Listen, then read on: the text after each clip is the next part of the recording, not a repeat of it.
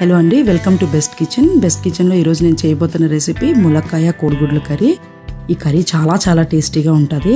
ఈ కర్రీ మన అమ్మమ్మల కాలం నుంచి వస్తున్న ట్రెడిషనల్ డిష్. ఈ ములక్కాయ ఫ్లేవరు ఎగ్ ఇది వైట్ రైస్కి చాలా చాలా టేస్టీగా ఉంటుంది, అద్భుతంగా ఉంటుంది. దీన్ని మీరు తప్పకుండా ట్రై చేసి చూడండి. ఈ రెసిపీకి కావాల్సిన పదార్థాలు, తయారీ విధానం నేను మీకు ఇప్పుడు చూపిస్తాను.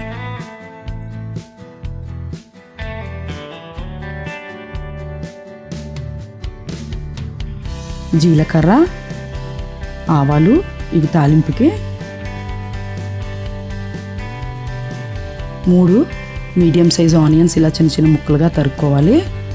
కొంచెం అల్లం వెల్లుల్లి పేస్ట్, ఉడికించిన 4 నుంచి 5 కోడిగుడ్లు, 4 టమాటాలు మీడియం సైజు, 4 ములక్కాళ్ళు, పచ్చిమిర్చి, కరివేపాకు. ఇప్పుడు దీని తయారీ విధానం. ముందుగా ఒక పాత్ర తీసుకొని ఈ ములక్కాడని ఇందులో వేసుకొని కాస్త నీళ్లు పోసుకొని స్టవ్ మీద పెట్టుకొని ఒక 5 మినిట్స్ దాకా దీన్ని మగ్గించుకోవాలి. ఇలా మూత పెట్టుకోవడం వల్ల 5 నిమిషాల్లో ములక్కాడలు ఉడుకుతాయి త్వరగా. ఇప్పుడు ఒక పాత్ర పెట్టుకొని స్టవ్ ఆన్ చేసుకొని తగినంత నూనె పోసుకొని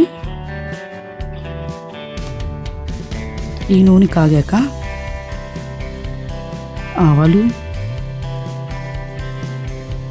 జీలకర్ర, కరివేపాకు వేసుకొని ఇవి చిటపటలాడినాక మనం పచ్చిమిరపకాయల్ని ఈ విధంగా చీలుకొని ఇందులో వేసుకోవాలి. ఇది కాస్త ఫ్రై అవ్వాలి. ఇది ఇప్పుడు ఫ్రై అయిందండి. ఇందులో మనం తరిగి పెట్టుకున్న ఈ ఉల్లిపాయల్ని వేసుకోవాలి.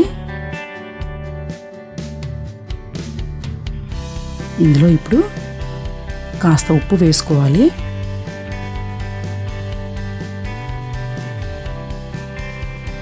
ఈ విధంగా ఉప్పు వేసుకోవడం వల్ల ఉల్లిపాయ ముక్కలు త్వరగా మగ్గుతాయి, వేగుతాయి. ఇందులో ఇప్పుడు అల్లం వెల్లుల్లి పేస్ట్ 1 స్పూన్ వేసుకోవాలి. దీని పచ్చివాసన పోయేంత వరకు ఒక 2 మినిట్స్ దాకా ఫ్రై చేసుకోవాలి. ఇప్పుడు అందులో మనం కట్ చేసి పెట్టుకున్న ఈ టమాటాలను వేసుకోవాలి. మిగిలిన ఉప్పు ఇప్పుడు వేసుకోవచ్చు. మనం ఉప్పు వేసుకోవడం వల్ల ఇక్కడ త్వరగా టమాటా ముక్కలు మగ్గుతాయి.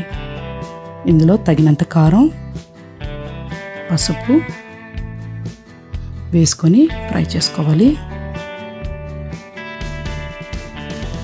ఈ ముక్కలు త్వరగా మగ్గాలంటే దీన్ని మూత పెట్టుకొని మీడియం ఫ్లేమ్లో ఒక 5 నుంచి 7 నిమిషాల దాకా ఉడికించుకోవాలి. వాటర్ యాడ్ చేయకూడదండి. ఇప్పుడు ఇంతలోగా మనం పెట్టుకునే ఈ ములక్కాడ ముక్కల్ని ఉడికాయో లేదో చూసుకుందాం. ఈ ముక్కలు మగ్గాయండి. జస్ట్ 5 నిమిషాల్లో మగ్గుతాయి, సరిపోతుంది. ఇప్పుడు ఉడికిందా లేదా ఒకసారి చేత్తో ఇలా పట్టుకొని చూస్తే తెలుస్తుంది. మెత్తగా సాఫ్ట్గా అయిపోతాయి. ఇప్పుడు ఈ టమాటా ముక్కలు కూడా బాగా మగ్గాయి. ఇప్పుడు ఇందులో మనం ఉడికించి పెట్టుకున్న ఈ ములక్కాడ ముక్కల్ని ఇందులో వేసుకోవాలి. దీన్ని బాగా కలుపుకోవాలి. కాసేపు ఫ్రై చేసుకుందాం ఈ రెండింటిని. ఇంతలోగా మనం కాస్త చింతపండు తీసుకోవాలి. ఇంత చింతపండు అయితే సరిపోతుంది. దీన్ని నీళ్ళల్లో వేసుకొని మెత్తగా చేసుకొని దీని గుజ్జుని మనం చేసి పక్కన పెట్టుకుందాం. ఇప్పుడు ఇందులో కాస్త నీళ్ళు పోసుకోవాలి. దీన్ని మూత పెట్టుకొని ఒక 5 మినిట్స్ మగ్గించుకుందాం. ములక్కాడలు ఆల్రెడీ ఉడికాయి కనుక ఇప్పుడు మనకు ఒక 5 నిమిషాలు మగ్గితే సరిపోతుంది. దీన్ని ఇప్పుడు మూత పెట్టుకొని ఉడికించుకుందాం ఒక 5 నిమిషాల వరకు. ఇప్పుడు 5 నిమిషాలు అయిందండి. ఇది ఉడికింది. ఇప్పుడు మనం తీసుకున్న ఈ చింతపండు గుజ్జుని ఇందులో వేసుకోవాలి. ఈ కర్రీకి కొంచెం పులుపు ఎక్కువే పడుతుంది కాబట్టి పులుపు కావాలనుకున్న వాళ్ళు మరి కాస్త చింతపండు పులుపు వేసుకోవచ్చు.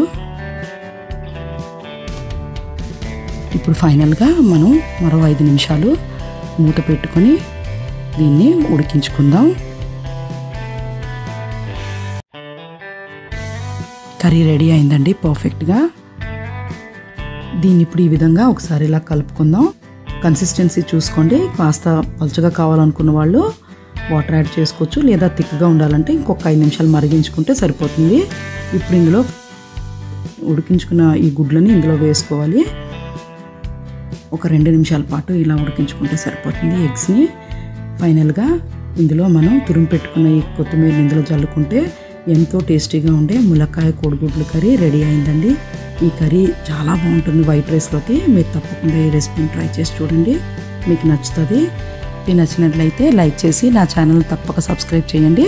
మరిన్ని వెరైటీ రెసిపీస్ కోసం నా ఛానల్ని తప్పకుండా ఫాలో అవ్వండి. Thanks for watching.